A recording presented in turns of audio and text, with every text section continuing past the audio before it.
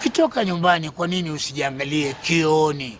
Jiangalie kwenye kioo, ujue kwamba hili vazi nililovaa nikipita mbele ya watu itakuwa namna gani. Mpaka sasa pale hoteli unatafuta mtu akuokotee kile kisu, unatafuta mtu akuokotee kile kijiko, au mteja mwenyewe amejitokeza tu, ameona vile ulivyo na shida, vazi ndilo hilo, huwezi kuinama.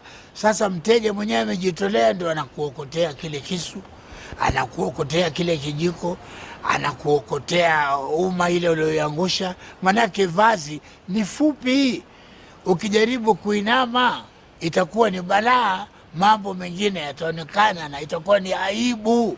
Na huu ni ungwana. Nauliza, kwa nini kuvaa vazi fupi dada, na unajua kwamba ukiinama itakuwa ni balaa mbele za watu?